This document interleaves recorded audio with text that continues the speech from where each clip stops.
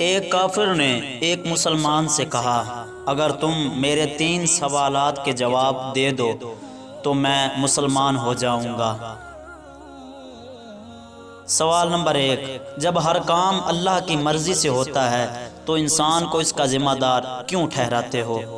سوال نمبر 2، جب شیطان آگ کا بنا ہوا ہے تو جہنم کی آگ اس پر کیوں کر اثر کرے گی؟ سوال نمبر 3، جب تم خدا کو دیکھتے نہیں تو اس کو مانتے کیوں ہو؟ مسلمان نے ان تینوں سوالات کے جواب میں قریب پڑا ہوا مٹی کا ڈھیلا اٹھا کر کافر کو مارا۔ کافر کو بہت غصہ آیا اور اس نے قاضی کے پاس اس کا مقدمہ دائر کیا۔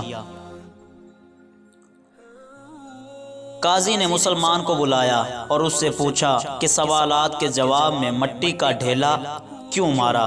مسلمان نے جواب دیتے ہوئے کہا کہ اس کا پہلا سوال یہ تھا کہ جب ہر کام اللہ پاک کی مرضی سے ہوتا ہے تو انسان کو اس کا ذمہ دار کیوں ٹھہرایا جاتا ہے؟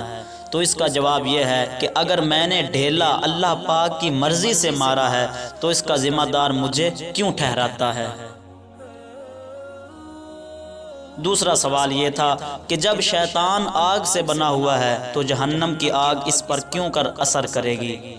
انسان مٹی سے بنا ہوا ہے اور مٹی کے ڈھیلے نے اس پر کیسے اثر کیا؟ تیسرا سوال یہ تھا کہ جب تم خدا کو دیکھتے نہیں تو اس کو مانتے کیوں ہو؟ تو اس کا جواب یہ ہے کہ جب اسے درد نظر نہیں آتا تو درد کیوں محسوس کرتا ہے؟